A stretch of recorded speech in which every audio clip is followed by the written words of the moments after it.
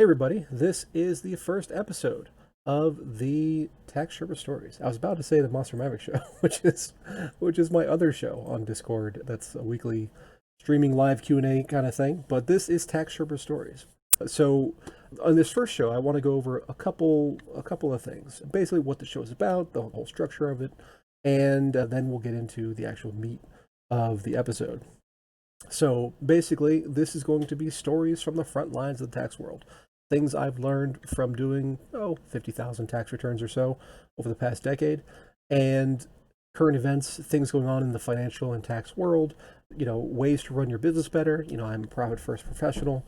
That's a big part of what I do to help clients, and other topical things in the world of tax finance markets and all those kinds of things. So that's kind of what the show's going to be about. And if that's your bag, if you're an entrepreneur, if you are into keeping your money, not paying it to the government, or operating your business in a more profitable way and just lowering your overall financial stress, then this is your place. So that's kind of what it's about. Now, who am I? Why should you listen to anything I have to say? Obviously an important question. And basically, my name's Neil Expadden. I am the principal over at Tax Sherpa. That's taxsherpa.co. And I've been in the tax world for, like I said, about a decade. And I got into it the old-fashioned way. I married into it. And that's actually a big part of my story about how I came into the tax world. So I was trained as an engineer, went to Georgia Tech. I was a Bachelor of Electrical Engineering with an emphasis in bioengineering. This was before BME, Biomedical Engineering, was its own separate major. And, I did my undergrad there, did some graduate work, ended up not finishing there. And then I went out into the world. And I found out really quickly that the corporate world was not for me. I actually have a whole separate story about the instant I realized that I did not want to work in the corporate world, especially as an engineer. So then I was doing other things. I've been in the investment markets for about 20 years, really, since I was an intern in college. And that's going to play a part in my story today about how I owed the IRS over $1 million at one point, and how I paid none of it, and legally so. So there, but I don't want to spoil the surprise there. But I ended up going through a very old school kind of apprenticeship under a tax attorney, and spent many years there and kind of learned the ins and outs of the tax code, and how it applies to your average kind of small business owner, if there is such a thing as an average. But the thing that turned out to be really interesting is that, so my background as training as an engineer allowed me to come to the tax world from a very different perspective compared to most accountants. Most accountants, they major in accounting, and they have this kind of very basic fluency in numbers and a little bit of understanding of the law. And when I came in as an engineer, though, engineering is all about like systems level analysis. So by looking at things in that way, it has allowed me to I think see very readily what kinds of things are applicable, and how one piece affects another very quickly. And that's kind of a unique perspective I think I bring to the whole thing. On top of that, at one point I had my Series 65 investment advisor. So I ended up not doing that, which is, again, a whole other story unto itself. But yeah, so I, I do at least formally had those credentials, which may or may not place any weight on, my take on the markets and things. On top of that, I'm what's called a profit first professional, which means that I help businesses structure their cash flows. And the goal is to end entrepreneurial poverty. Thanks, honey, for turning off those webhooks. I appreciate it. So, entrepreneurial poverty is kind of a weird term, yeah, because, the typical, I guess, pop culture idea of an entrepreneur is somebody who's rich and who owns their own business. But the dirty little secret is that the average entrepreneur is flat broke, because the way that businesses are run, for the most part, is that money comes in revenue, and hopefully there's some revenue kind of there. A lot of businesses fail at that step, but then right after revenue comes expenses, and whatever's left over is profit. That's the typical accounting formula. Profit minus, or revenue minus expenses equals profit. So the way Profit First looks at that is that is not a sufficient way to run your business, because what ends up happening, and I've experienced this myself, is that money comes in, money goes out, and then there's nothing left. So there's so many entrepreneurs out there who have their own small businesses, whether it's just them or whether they have a team or any situation, doesn't really matter. Because they put themselves last, then they get nothing. And either they barely eke by or they end up going into debt in order to support the business. And what Profit First does is it turns that all around. So I'm sure that you've heard the old expression that, you pay yourself first. Richest Man in Babylon was written, I don't know, 100 years ago, 120 years ago, something like that. And it says pay yourself first. And they say, let it not be less than a tenth of all you make. So Profit First just pays yourself first. And there's a whole structure to how you do it, but that's the basic idea. So, money comes in, you pay yourself, and you run your business on whatever's left. And so that allows you to actually, live and and allows the business to continue. And, there are certain decisions that need to be made along that journey, but that will get you at least to step one, which is kind of the most important part. So that's a little bit about who I am. So I've been in the world of money and finance and markets for roughly 20 years, tax world specifically for 10 years.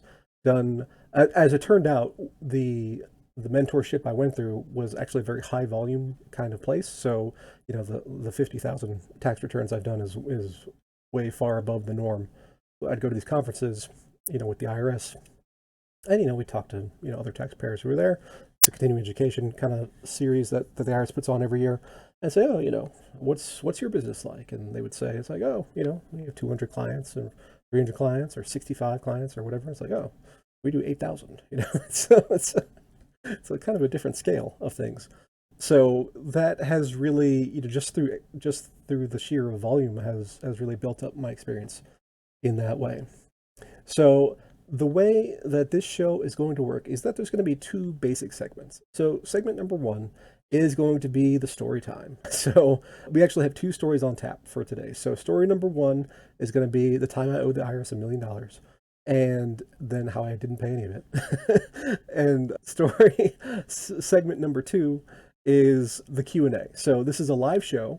We're on Discord here. People could be watching on mspwaves.com, or they could be watching on Vim. I think we're still on Theta. I'm not sure about that. But the Q&A portion is here in Discord.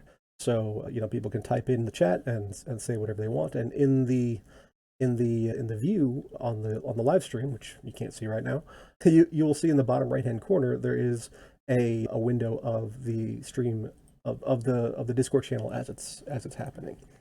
So you can ask any questions you want. I do recommend I can't give you any particular answers to your situation, simply because we don't have an existing relationship. I'm not, with very few exceptions, I'm not your tax preparer, and also this is a public forum, so I don't want to put your details out into the YouTube and podcast world like that. So we will stick to generalities and how certain kinds of things would be done, that sort of thing.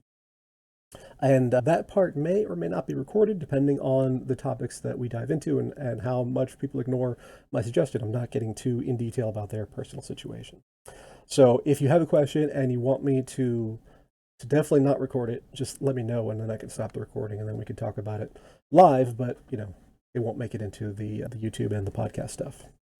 So that's kind of the structure. And if that sounds exciting to you, then let's dive in. So part number one, story time. So the time I owed the IRS $1 million. So what happened was, I was younger. This was around 2003. It was kind of a saga stretching from 2003 to 2008. And what had happened was, so I had mentioned that I didn't want a corporate job. And I found this out fairly early in my career. Really, as I was a senior in my degree program, I interned with AMD at Advanced Micro Devices, their Texas campus, and through that experience, I realized, this is not what I want to do. Of course, it's kind of late. This is my fourth year of college here, and so that was kind of a shot to the gut. But after graduation, I started looking at other things. I started doing other things.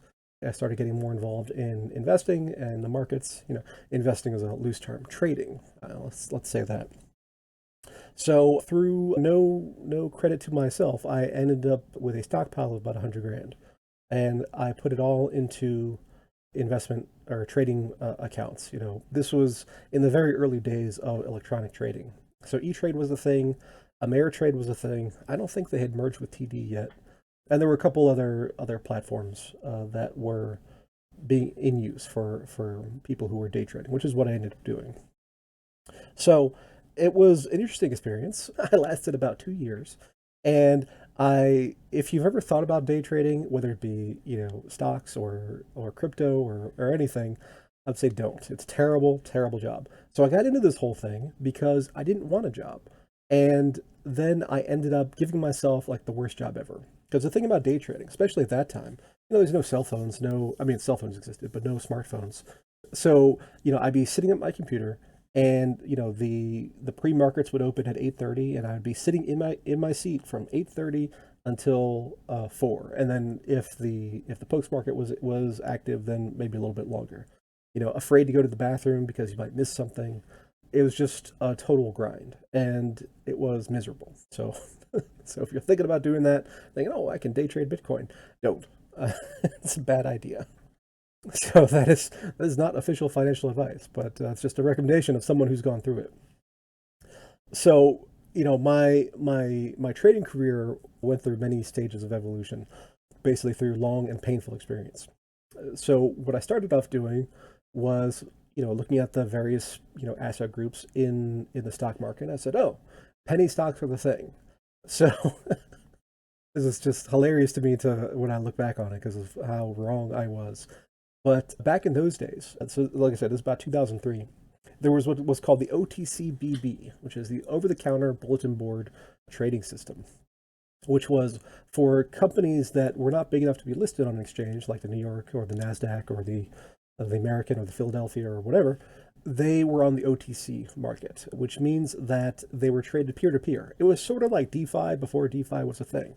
There were market makers who maintained a market in these different issues, and then they would trades would come in, they would match up buys and sells, just like the market makers on the Nasdaq do, or the specialists on the NYSE used to do. And then if the stock price changed, then you could make money. The thing that's so attractive about these penny stocks, and whether it be the same mechanics apply, whether it's penny stocks back then or it's micro cap cryptos today, that the percentage gains can be enormous, and so that's really attractive to the newbie trader. Oh, I can make 50%, and if I do that over and over and over again, I'll turn my $1,000 into a million. So so I tried my hand at that, and what was interesting there was I got a very, very school of hard knocks kind of education there. So if you go to the NASDAQ or the NYSE and you put in an order and it's a valid order and the price hits that price, whatever your order is, then the brokerage has to try to execute your order. And it turns out in the OTCBB world, that was not true. So a market maker could literally just sit on your order and not trade it just because. And I learned this through this painful experience. And so, it was this weird cycle. I would make money Monday, make money Tuesday, make money Wednesday, and then all these little profit kind of days. It might be 50 trades, but I'd end up making $400 that day. Great. If I can make 400 Monday, 400 Tuesday, 400 Wednesday, that's a decent, income. But then Friday rolls around, and this didn't happen every Friday, but it's like, every once in a while, I would just get stuck in this trade and then lose everything and then some, everything that I built up and then more. So, this having small wins and then large losses was not a system that ended up working for me. So after, I don't know, a few months of that, realizing that I was fighting the system and that the system would win, I, graduated in my trading career and I moved on to listed stocks. I was trading, well, Google wasn't a thing yet. I have another story about that. But I trade AT&T or TJ Maxx or whatever was active that day. Typically at that point in time, the biggest movers of the day were things that revolved around earnings reports. So, I would stay up late or get in early and, I say get in, go from one bedroom to another bedroom in my house. And then, I would check the earnings reports and, if there's a positive surprise, I would go along and play that whole game. Over the course of a year, I ended up with a net loss because, I would have these small gains and then, these blow up losses, which is kind of a typical pattern for a day trader. You make those small wins and you think you know what you're doing, and then, life comes around and shows you otherwise. So I ended up with a net loss at the end of the year, and my brokerage statements showed that I lost whatever it was, $10,000, $20,000, not including the money I'd just taken out to live on during this time. So this 100 grand was going pretty fast. So I thought at the time that, oh, I lost money, I don't have to file taxes. That's to my 22, 23-year-old brain, that made sense, and I thought I had heard that somewhere. And turns out that's not true. So this goes on, like I said, for 2 years. So 2 years I don't file taxes. The following year, I don't remember what had happened, but at this point, so 2005, I had to file for a couple of years. I got a job. I ended up working as a tutor for kids in the high school, teaching them SATs, math, basically everything except for foreign languages is what I ended up tutoring. And about 50% that was SAT kind of prep. And of course, I'm a W-2 employee now. So I get my W-2. I was making barely enough to survive on. And so I think the first year I didn't file either. And because at this point I was afraid, so I got my W-2 at the end of the year. I was like, well, I haven't filed taxes for 3-4 years, whatever it was. And now what happens if I file now? Does that trigger something? I just didn't know. And I didn't know who to ask.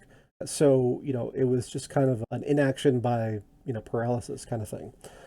So I start getting letters from the IRS. So letter number one says, oh, you need to file. Letter number two says you need to file. Letter number three, this goes on for a little while. There starts being a number on these letters that I owe $1 million. And it was like 1.2 million, something like that. And at that point, I was just like laughing to myself because there's no way I would owe any kind of anything remotely related to that. And I saw that it was related to that trading that I did, those years ago. And I just continued to ignore it just through that fear and that paralysis. So, after a while in the IRS process, what happens is they start sending you certified letters. So you have to sign for them with the mail and everything. So they know you got it. And so I got a couple of those. I still ignored it. And then if you ignore those and they have determined that you do owe this money, then what happens is, and you have a paycheck, then they start garnishing your wages. So this is what really got my attention.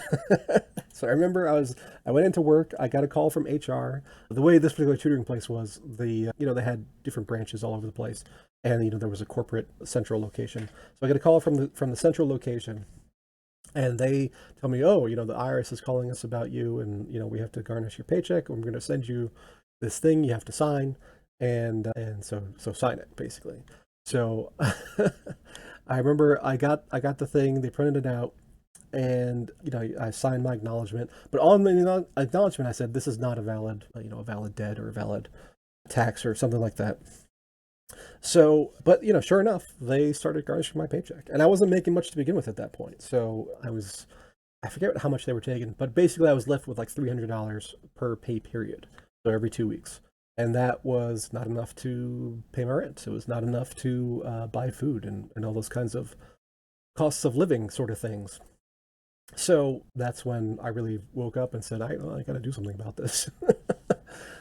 And so that I met this person who happened to have a father who was a tax attorney. So I ended up talking to him, and we went through the whole thing. And what happened was that back in those days, it's changed since then. So back in those days, when you sold a stock in a brokerage account, the brokerage would report the sale to the IRS, and only the sale. So the IRS gets all these 1099-Bs, which is the statement of sale, And they would say, oh, you sold this, you sold that, you sold that. And, the computers add them up, and total sale is, ended up being like $4 million during that year that I was day trading.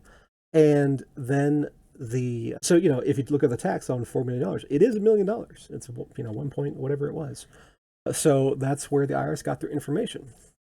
And so we go through the whole thing, and I dig up my old brokerage accounts and find out that, oh, sure enough, there is a net loss on the account.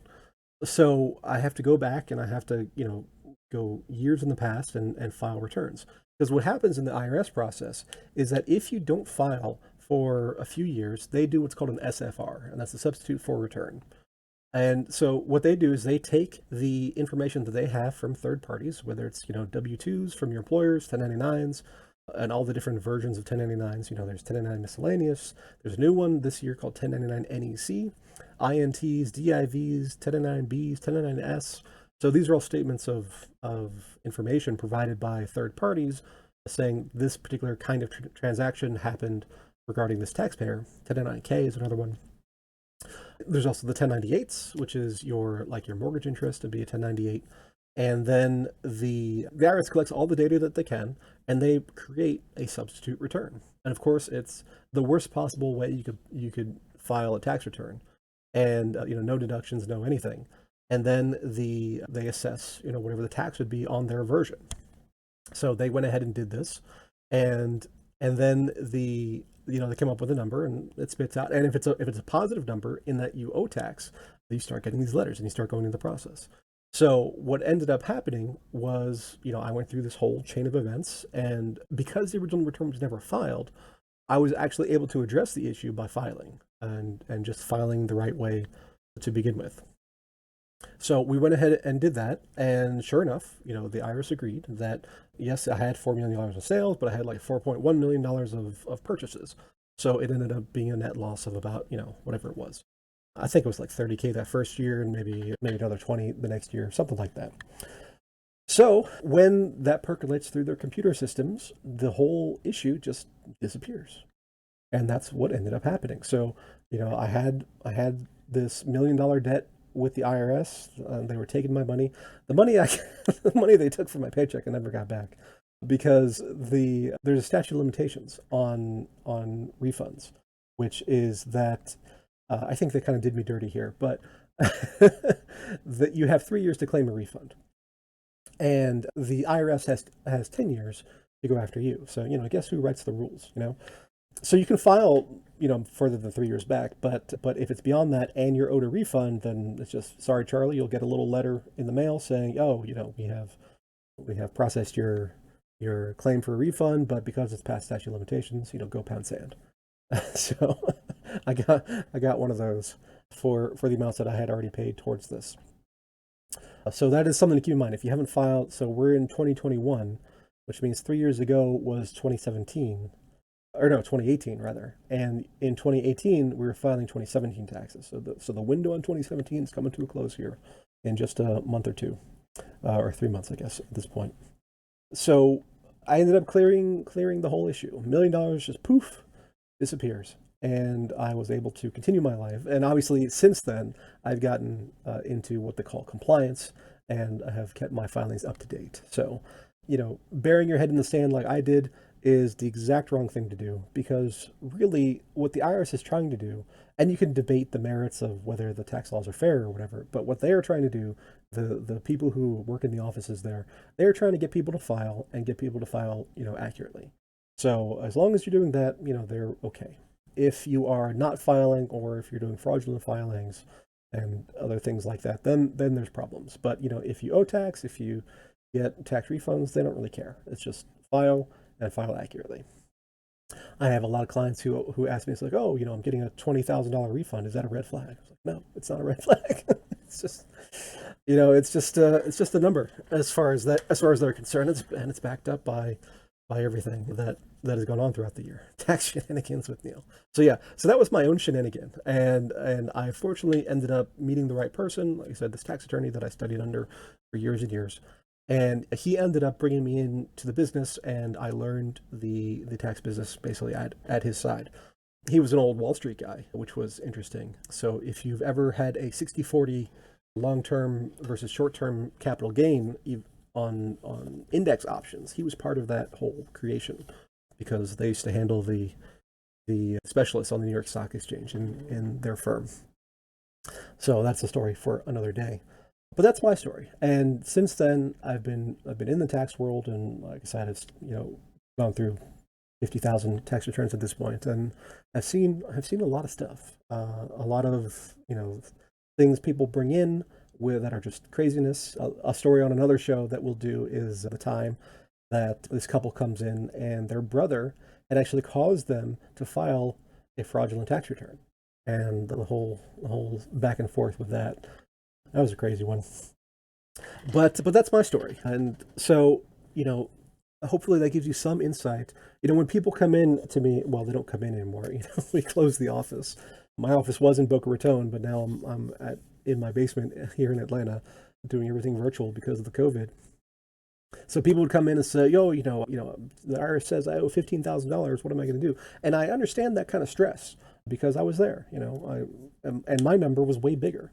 So I tell these people, it's like, if it makes you feel any better, I owed the IRS $1 million, and we got it all sorted out. So, and usually that does make them feel better because having that frame of reference puts their stuff in perspective. Now, don't get me wrong, 15 grand is a lot of money, and you certainly don't want to pay that if you don't have to. But the point is that the process works. The filing system that the IRS has, it can be very slow, it can be very tedious, and it can be kind of painful, but it does end up working.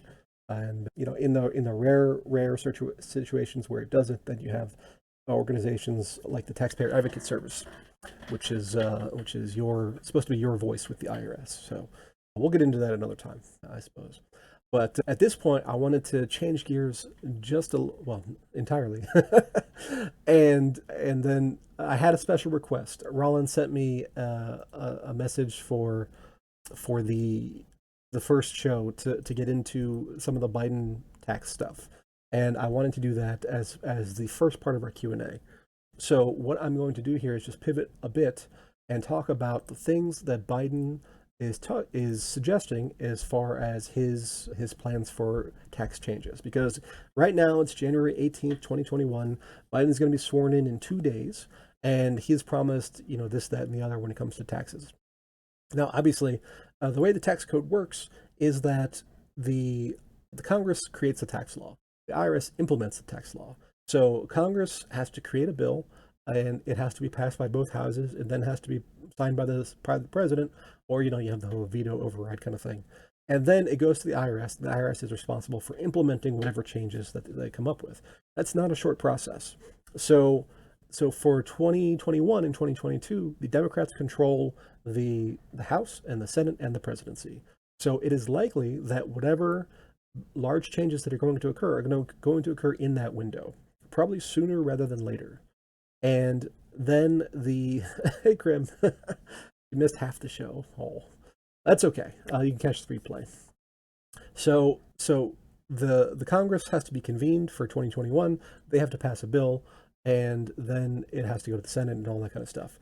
So historically, what has happened is that most tax bills like this, they go through and they get passed, and then they start to apply to the following year. There have been a few circumstances where I'll have to tell my life story intro again. It's on recording. So there have been a few circumstances where the current Congress has passed a new tax bill and has applied it to the current year. So that is something to be aware of. It's unlikely, but it could happen. So with all these changes that we're going to be talking about here in a second, just keep that in the back of your mind.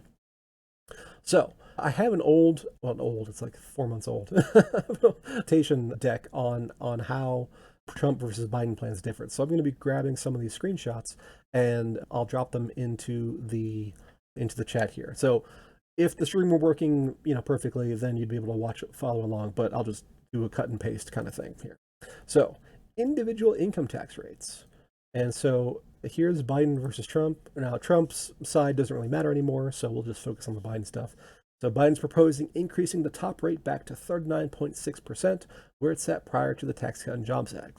So Tax Cut and Jobs Act, or TICJA, is the Trump tax reform that was passed at the end of 2017. So there was a case where the vast majority of provisions in the Tax Cut and Jobs Act applied to the following year, 2018. There were a couple little nuances that did apply to 2017. So, that was partially retroactive. Capital gains and dividends. So capital gains and dividends is this is a big one. Biden's proposal would increase the top marginal income tax rate on long-term capital gains to 39.6% for taxpayers earning more than $1 million annually. So what does that mean? What that means is, so when you sell some kind of property or security, like crypto or a stock or a piece of real estate or whatever, it's a capital gains event, meaning that it has its own separate taxation. So a long-term capital gain means that you held that piece of property for at least a year. So again, you could have been a stock, could have been some Bitcoin, could have been a piece of real estate. And if it's over a year, it gets lower taxes. So the amount of tax would depend on how much total income you have that year. But under the current system, it's either going to be 0%, 15%, or 20%. Now, on top of that, there may be an additional 3.8% tax, which is one of the Obamacare taxes. So if it's a large sale and your total income that year is a couple $100,000, you're looking at a combined everything of basically 24%. So let's say you sell a piece of real estate for $1 million, and it's a gain of $1 million, and you'd be paying 24% of that to the federal government, and then your states, whatever the state rate would be, which varies from 0 all the way up to like 13. So what he's saying that is that if your total income that year is $1 million or more, you lose the lower tax rate entirely, and that whole gain gets taxed at your top rate, which in this case is going to be 39.6 because of the previous provision, and that's it basically. So if you're selling a business or you're selling something that is appreciated a lot, then and you go over that $1 million threshold, then all of a sudden you go from 24% to basically 40%. And when you add on the states on top of that, if you're in California or New York or any of these high tax states, you're talking about 50% plus because of the total amount of tax there. So that is a huge disincentive to sell things. And if you're selling stock or if you're selling crypto or something like that, then you can have a good deal of control because you can decide how much to sell. You can sell just under the threshold and you'll be okay, assuming that this bill that I'm sure they'll pass something, ends up being what Biden's proposing here. But on the other hand, if you're selling, let's say, a business that you have, then you can't. Well, I mean, you can, but it's really difficult to sell just a small part or a fractional part. It's usually an all or nothing kind of deal. So I have a lot of clients in the online business world where they own websites. It could be an e-commerce site, it could be a content site, it could be an Amazon FBA business, and typically those sell for 3 to 4 times their annual income. So if a business is making $500,000 a year, it could sell for 1.5 to 2 million, something like that, depending on the particulars. So all of a sudden now, because the multiple is 3, maybe 4, it's like, am I going to sell for, let's say it's making 500, I sell for 1.5. Now I've got to pay half of it to the government in tax because there's no preferential treatment for capital gains. I'm left with 750 versus the 500 I was making. Is that really worth it? That's it's hard to make that argument. And there are tax planning things you can do to do that, but basically they all revolve around you not getting the money for lifestyle. You can set it aside and keep it in a tax favored place, but that means you're just not enjoying the fruits of your labor, at least for a long time. So that is a huge disincentive to any kind of business M&A kind of activity. And I think that's going to be felt by the small entrepreneurs, which is basically my people.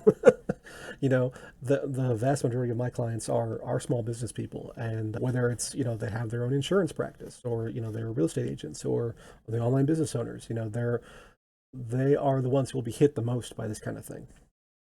Now, the other capital gains provision that they're talking about, or that Biden's proposed, is eliminating the step up in basis, and so this is a huge one, and this is a middle class tax increase, and don't let anybody tell you otherwise. Because what the step up in basis is when you inherit property from someone who passes away, your tax basis for eventual capital gains calculations is whatever the market value is on the day you receive it. So that's called the step up. So let's say, grandma has a house. She bought it for $5,000 back in 1962, and she passes away and leaves it to an heir, usually a child, or a group of children or grandchildren or whatever it is. And so she paid $5,000 for it. Now it's worth, let's say, $400,000, just because the market has evolved, in those 50 years. And so a lot of times what happens is that the inheritor will turn around and sell that piece of property, because they're not living there anymore, and it's a valuable asset. So now they sell it for $400,000, and they effectively bought it for tax purposes for $400,000. There's zero gain, and you just go on your merry way. This is a generational transfer of wealth, and this is a big part of how that transfer of wealth happens between generations in the middle class. A lot of people on the lower end of the economic spectrum don't own property like this, and on the higher end, it may happen, but it's not as significant because it's just a smaller percentage of the estate. So this is a very relevant issue for that middle group, where the house value is a significant chunk of the net worth. So what they're saying here is they're going to get rid of that. So if grandma bought it for $5,000 and you inherit it, you bought it for $5,000. So now you're selling it for 400, let's say. Maybe that kicks you up into that higher bracket, where you pay 50% or 44% plus state, into of that sale. Or maybe you're below that threshold and you're only quote unquote only paying 24% plus state tax. But this is a big deal, and I don't see anybody talking about this. The IRS invented time machines. Well, this is Biden's proposal, so it's people like to blame the IRS, and the IRS does a lot of stuff that's blameworthy, but the law is set by Congress. So when people come to me, we had a great situation for I think it was 2 years. We had the congressman actually had his local office just down the hall from our office. And so people say, why is this way? I was like, well, talk to your congressman. He's down the hall. Now, he was never there. I think I saw him once, but, his staff was there. And so we just sent him over. He ended up moving his office across the street. I don't know if it was because of me saying this kind of stuff, but it was, I like to pretend that it was. But yeah, so it's Congress you need to complain to, and then like I said, the implementation is the IRS. So you got to place the blame where it is. So but those are the two major capital gains. Applies to dividends as well, but that's less of a thing. The next, the IRS needs to implement time machines. That's right. The next issue is the payroll tax. So if you have your own small business and you're paying payroll, you may have noticed that you could have taken a discount on your Social Security taxes. So we'll get into this just a little bit, in that when somebody is paid a payroll from an employer, there's the actual wage portion, and the employee pays 7.65% in Social Security and Medicare tax on that. The employer also pays the same amount in Social Security and Medicare tax. And together that adds up to 15.3%. And then also there's whatever withholdings that the employee has on their income tax. But we're just talking about Social Security Medicare tax here. So under the current system, if you make above $137,000 in wage, in W-2 income, then your Social Security tax stops, and similarly on the employer side it stops. So that's actually a big discount. It's the majority of that 15.3% is Social Security tax. So on top of that, because of the COVID crisis, Trump passed this little deal here where employers had the option to defer paying the Social Security portion of that tax. And they would have to pay it, in half by the end of 2021 and half by the end of 2022. But it was a nice little float of basically a loan, a stealth loan from the government to employers. And a lot of employers took advantage of that. So during the election, Trump was saying that, well, if he gets reelected, instead of a loan, we're just going to forgive it, and you won't have to ever pay it back. Biden is saying no. So that is an issue that is going to potentially affect current employers. On top of that, employer and employee Biden is talking about getting rid of the cap on Social Security once you have income above $400,000. So this is a very weird proposal because let's say you make, your wage is $300,000 and you have investment income and whatever else, and you end up with $399,000. So now you only pay Social Security tax on $137,000. Same with your employer. And what this is saying is that once you go above the 400,000, now all of a sudden you owe Social Security tax on that difference, and your employer does too. So it creates a very weird dynamic in that there's this gatekeeping threshold between 137 and 400. You would think that if they are going to get rid of it, they're just going to get rid of it. And I think that's what they will end up doing. In fact, I wrote an article on this like a year or two ago, and I'll see if I can dig up the link. And basically, if they get rid of the cap entirely, then they can extend the lifetime of Social Security by, basically 2 years, just based on the statistics at that time. So I think that is much more likely of what's going to happen. They'll just remove the cap entirely and forget this 137,400 stuff. Just go to pay as you go over the whole thing.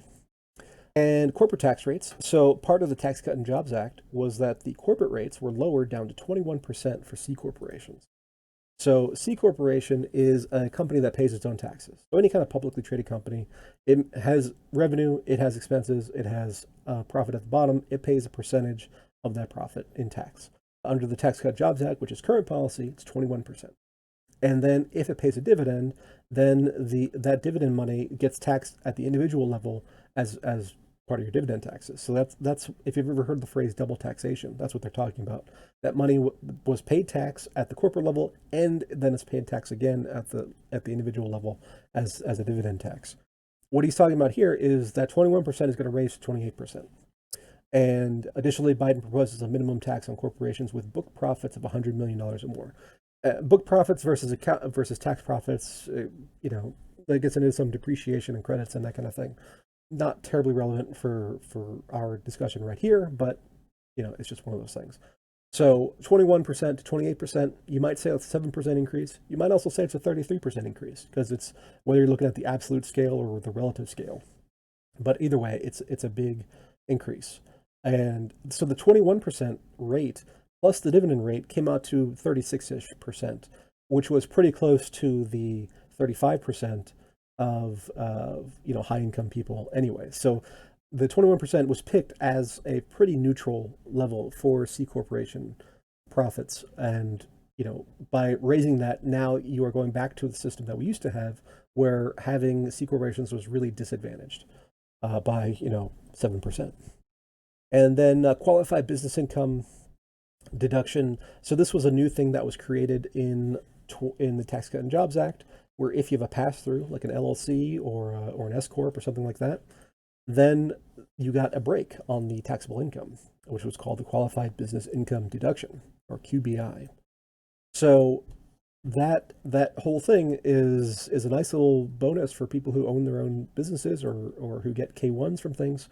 And Biden's talking about getting rid of that for it comes again above this $400,000 level. So a bunch of other differences. One thing that I just want to hit on real quick before we run out of time here is the child tax credits. Why my copy and paste is not working. Let's see. There we go. So child tax credits, repatriation of profits, energy tax incentives, all this kind of stuff. So all have differences, and we'll see what ends up passing. But the child tax credit was specifically hit on in Biden's speech the other night of his $1.9 trillion proposal here that he plans to submit to Congress, right away. Where so under the current law, if you have a child under 17, you get Scaredy Cat says, okay, just make sure I don't have a business that makes 400K less than digested. It depends on what's actually passed. These are proposals at the moment. So, but these are just the things to be aware of. So under Tax Cut and Jobs Act, a kid under 17 is worth up to $2,000 in tax credits. And part of that's refundable, part of that's not refundable, but $2,000. Biden is saying they're going to raise that to $3,000, and children under 6 will be up to $3,600. So that is a big increase. And the Tax Cut and Jobs Act was already a big increase on the tax credits. So, it's interesting. So, if you're on the if you are in the range of income where you get these tax credits for children, which is a pretty wide range, then each kid is going to be, nice chunk of money. So, I've got two kids. One is 4, one is 6 right now. So under this plan, I would get, well, for the following year, they would be 5 and 7. So I would get $600 in tax credits for them. And, we'll see how much ends up being cash back versus just deduction of taxes. But still, nice chunk of change. And, they're also talking about, grants to childcare centers and those kind of things to help with the COVID stuff. So lots of money being thrown around here. And just a quick little summary graph that was prepared by Deutsche Bank, actually, who's been in the news for other reasons lately. And they're saying that under Biden's plan, then your after-tax income change will be this graph. Basically, you'll get more money in the lowest half of the taxpayer brackets, and then in the upper 20%, especially the upper 10%, then you'll end up losing money. And the top 0.1%, they said, will lose like 22% or something like that of actual after-tax income. So that is a big chunk to those top 0.1 percenters. But to get to that level, you're talking about huge numbers. So the vast majority of people will, according to Deutsche Bank, will come out okay or possibly slightly hurt. But we'll see. Like I said, what ends up actually passing as a bill and how the IRS ends up implementing that stuff. We will all be there by 2022. I appreciate the optimism, Roland. We will all be in that 0.1% group because the crypto is going to the moon. After Bitcoin hits 400K in December. Could be. I don't know. But that is, I know we went a little bit long there, but that is an expanded section or first segment of the show, which is the stories and news kind of stuff. We're going to keep following up with Biden's plan as it evolves, as he gets sworn in and as things start to go through the House. But, that's the proposal that they have right now. So we have, looks like 7 minutes left. And now is the time for the Q&A. So if anybody has anything that they want to talk about, feel free to drop it in the chat. Again, I don't want anything that's like too personal because obviously this is a public thing. And Roland says, sounds like you enjoy what you do. And I do. I love doing taxes. So a large part of my background that I didn't get into yet is my philosophy of life, really. So I get a huge rush out of keeping money away from the government. And that's in two parts. So part number one is just that much less money going to the government. So like me personally, by, with proper tax planning and implementing structures and all this kind of stuff, I probably keep, I don't know, $20 million, something like that, away from the government each year. And then the other side is, I like helping people. My whole life has been, one version of that or another. Like when I was tutoring, I loved that because I was helping these kids, get into the colleges that they wanted. I like them helping to learn new things. And I love helping, business owners, especially everybody, but particularly the business owner, keep more of their money and make it work for them, make their lives better and all that kind of stuff. And Rhonda's saying only 5 minutes for Q&A. Yes, only 5 minutes this time because we went a bit long on there. Crimson says it's nerdy, but I love it. We appreciate everybody who's in the chat and everybody who's gonna watch this later. I hope you join in the chat on future shows. It's gonna be Mondays, 3 p.m. Eastern, so that's the time to get in there. Alan says your slogan should be helping create generational wealth. I like that. That's pretty good. And so yeah, Krim is a Canadian. She loves listening to U.S. tax code shows. So yeah, I'm a U.S. tax person. So it's systems are similar around the world, but specifics vary. So you have to keep that in mind. But yeah, so if anybody has any questions they want to hit real quick, otherwise I have some people who wrote in ahead of time. I hit up some of my mastermind groups. So we did some Biden tax changes. And so here's a good one. Debit card refunds, stimulus payments. So debit card refunds. In U.S. tax, you can get your refund a couple different ways. You can get a check in the mail. You can get a direct deposit to your bank account. there are various intermediaries that can kind of tweak this a bit, where like they get the direct deposit and then they front you a loan. It's called a refund anticipation loan, or they can give you a debit card or whatever drawn on their balance of your refund. But the other way is you can get a debit card straight from the IRS. And this is craziness. Craziness. Because this, like when you find people or you see news stories, they trot out a few every year where it's like, oh, we found this tax scammer who stole all these people's identities, and we found like 200 tax returns, in their home.